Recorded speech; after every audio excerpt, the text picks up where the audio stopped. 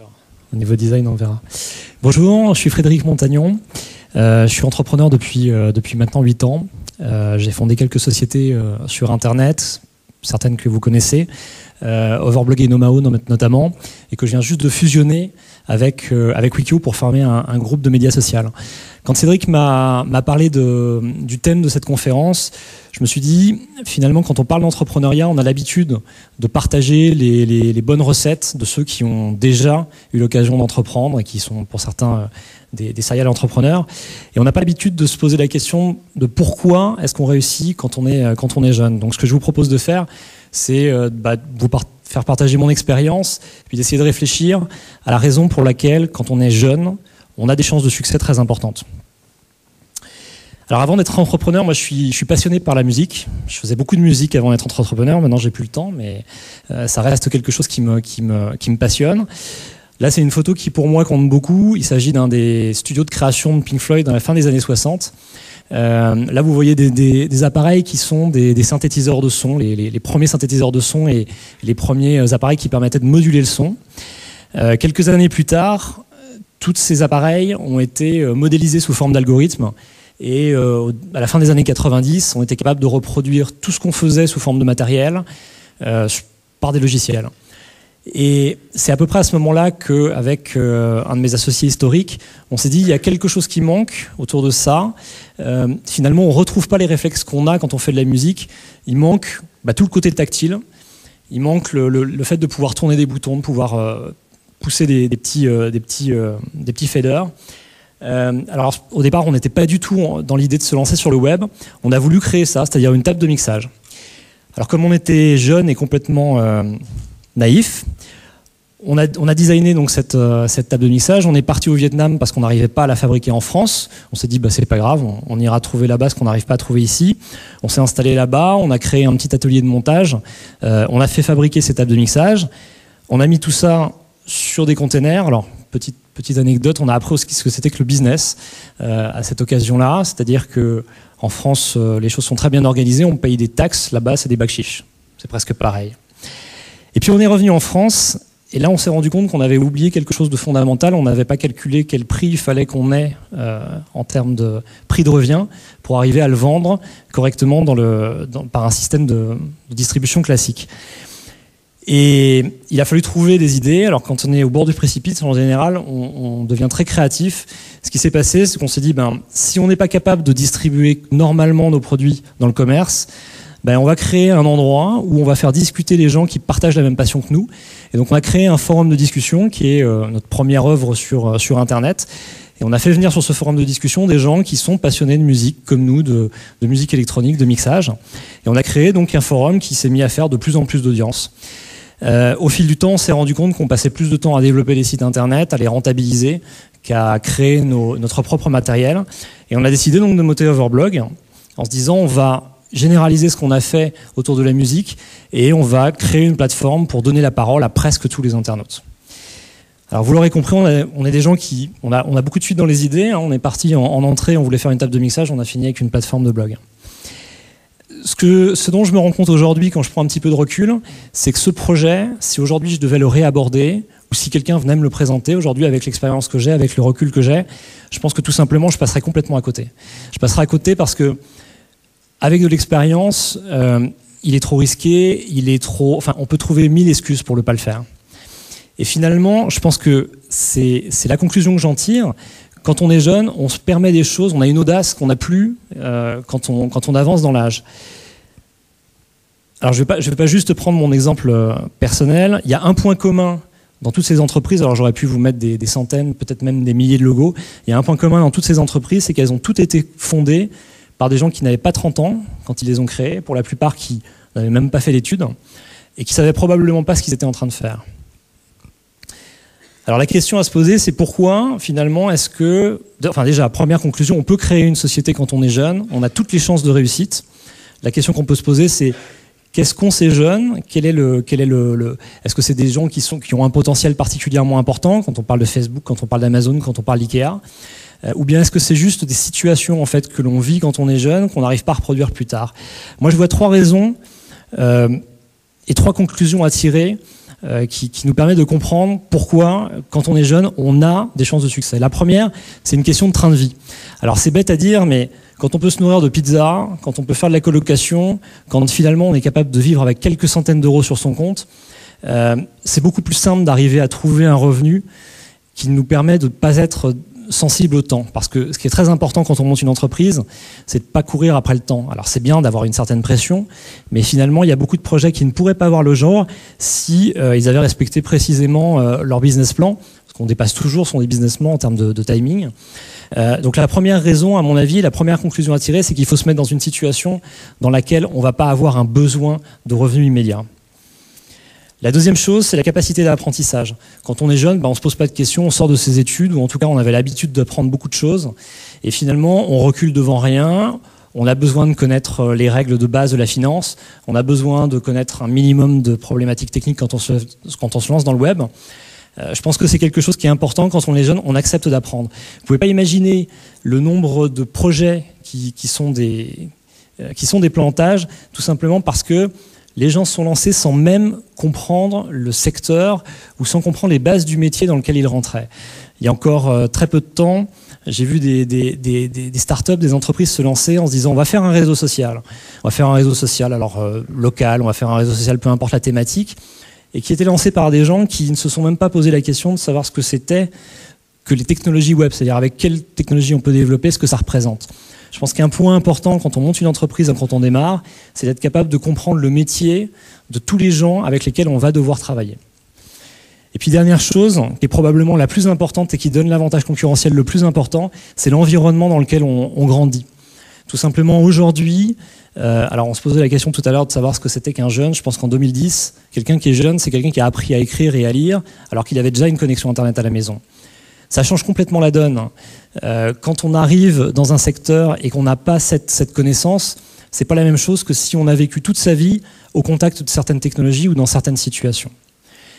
Donc je conclurai de la manière suivante. Si vous êtes jeune et si vous vous posez la question aujourd'hui de savoir si vous pouvez vous lancer, tout simplement n'attendez pas la bonne idée, allez-y, parce que finalement les idées on les trouve en marchant. La preuve c'est que la plupart des sociétés dont j'ai parlé tout à l'heure, dont je vous ai projeté les logos, c'est des sociétés qui n'ont pas démarré sur le modèle sur lequel ils ont eu du succès. Et la deuxième chose, c'est que si vous n'êtes pas jeune, essayez de vous entourer de gens qui sont jeunes parce que ça apporte beaucoup de fraîcheur et beaucoup de potentiel à l'entreprise. Merci beaucoup. Merci. Reste là, puisque tu as 5 minutes de questions. Je regarde juste sur Balloon. Il n'y a pas de questions qui te sont adressées, donc tu étais très clair. Merci beaucoup. Est-ce qu'il y a des questions dans l'audience ? Vous vouliez poser des questions qu'à Loïc, en fait, c'est ça, hein ? Non, personne ? Même pas sur Wikio, Overblog, on en profite. Ah, devant. Merci. Daniel Beccari, isango.com. C'est pour reprendre un concept que Loïc a dit tout à l'heure, qu'en fait, le système de l'entrepreneuriat devrait démarrer beaucoup plus tôt. Et qu'aujourd'hui, il n'y a pas de culture, il n'y a pas d'éducation, il n'y a pas de stars entrepreneurs, etc., etc. Est-ce que tu crois que le système devrait changer et qu'est-ce qu'il faudrait faire pour que ça démarre beaucoup plus tôt ? Alors c'est un peu compliqué parce que je pense que c'est un cercle vicieux ou un cercle vertueux, suivant comment on se place. En l'occurrence, en France, c'est vrai que c'est plutôt un cercle vicieux parce que tant qu'on n'a pas les bons exemples d'entreprise, tant qu'on n'a pas les bons exemples de sortie d'entrepreneurs et tant qu'on n'a pas un certain volume de réussite, c'est difficile finalement d'arriver à donner l'envie. Donc je ne sais pas d'où il faut partir. Est-ce qu'il faut partir je ne sais pas à quel moment il faut l'encourager. Ce qui est certain, c'est que dans le processus de formation en France, là c'est pareil, c'est peut-être un peu provocateur, mais on forme à être des salariés et on forme assez peu finalement à être des entrepreneurs. Probablement parce que les gens qui enseignent sont eux-mêmes des gens qui sont fonctionnaires pour la plupart. Enfin, je veux dire, voilà, c'est probablement un cercle vicieux pour cette raison. C'est parce que les gens qui enseignent n'ont pas, à un moment donné, eu tout simplement l'esprit d'aller vers l'entrepreneuriat. Et ça c'est vrai, je parle même pas des cours élémentaires, mais je parle des universités, je parle des écoles, dans lesquelles il n'y a pas forcément cette dynamique-là. Donc c'est compliqué d'arriver à sortir de ce cercle-là. En tout cas, je pense que ça démarre dans des conférences de ce type-là. Il faut donner envie, effectivement. Et puis derrière, j'espère que d'une manière ou d'une autre, Internet, qui est un domaine dans lequel on peut arriver quand même si c'est une industrie qui est devenue extrêmement complexe et dans laquelle le ticket d'entrée est devenu relativement élevé, je pense qu'il y a encore beaucoup de choses à faire et à faire depuis son garage. Donc j'espère que ça va permettre de donner un souffle à l'entrepreneuriat en France. Merci. Alors le désormais classique, autre question? Oui, au fond... Non, on va juste attendre le micro. Pour la vidéo, puisqu'on a appris qu'on était à quasiment 400 personnes qui regardent l'événement en live, donc on a peut-être fait ça pour rien. C'est plutôt cool, ce genre de nouvelles.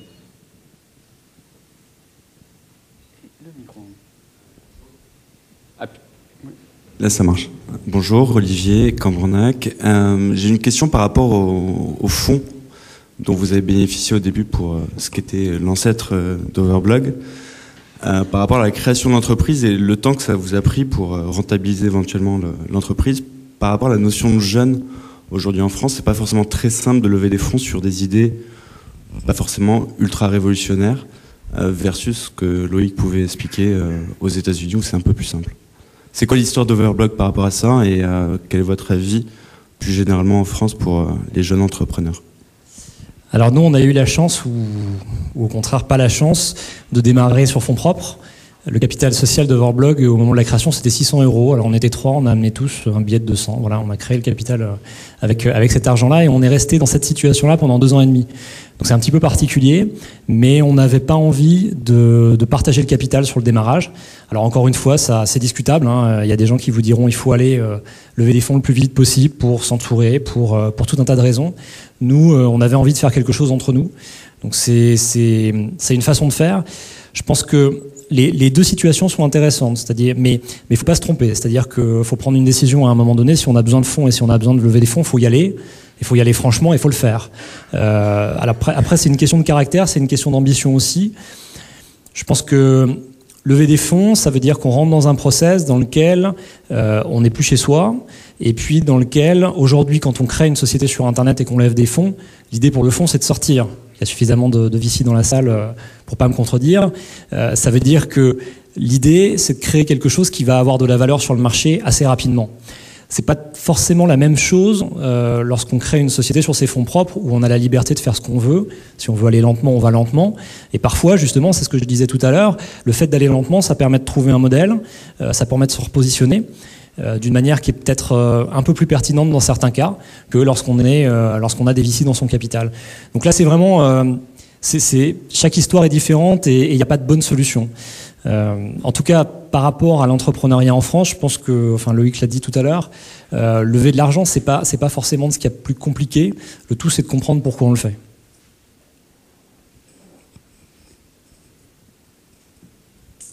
Ouais, une dernière question. Oh, merde, ce truc. Bon. Non. Encore. Bonjour. Allô? Oui. Bonjour, Stéphane de lokenby.com. Vous parlez d'avoir la chance d'aller lentement sur certains projets. Effectivement, c'est une chance. La question que je me pose aujourd'hui, c'est est-ce que dans le web, étant donné le côté mondial de la chose, ne faut-il pas, au contraire, aller très vite? Avoir la chance, pardon, il y a un mot que j'ai pas entendu. Ne faut-il pas aujourd'hui aller très vite sur le web, étant donné le côté mondial et planétaire du web? Alors ça dépend des projets, là encore. C'est sûr que quand on monte un système une plateforme de check-in, il vaut mieux aller très vite parce qu'il y a de la concurrence. Maintenant, il y a plein de domaines dans lesquels on peut, heureusement encore, prendre le temps de faire des choses et de les faire bien. Mais encore une fois, il n'y a pas de réponse générique à ça. Il y a des gens qui, petit à petit, tissent quelque chose qui devient de plus en plus gros. Il y a des exemples il y a des belles success stories quand même en France. Par exemple, tout simplement le groupe Benchmark, qui a été construit petit à petit, voilà, sur des années et des années. Ils ont pris le temps de le faire, ils ont eu raison de le faire parce qu'ils ont construit une très belle audience. Après, il y a des secteurs dans lesquels il y a urgence de faire vite et de faire de manière mondiale. En particulier, je pense que quand ça implique des technologies, on n'a pas le choix on est obligé d'aller vers l'international et on est obligé de le faire vite. Parce que si vous ne le faites pas tout de suite, assez rapidement, vous allez trouver devant vous des gens qui sont allés à l'international, qui ont été capables de générer des volumes dans des dimensions beaucoup plus importantes que la vôtre, et qui vont être capables de créer un gap technologique encore plus important. Donc je pense que la nécessité de la technologie dans un projet est quelque chose qui est important à considérer. Si vous avez besoin de développer une technologie importante, là oui, effectivement, il faut viser gros et viser vite pour y arriver. Parce que sinon, à un moment donné, vous êtes en concurrence avec un Google, un Facebook, et il n'y a pas d'issue, quoi. Merci. Merci beaucoup. Et merci pour tous ces conseils.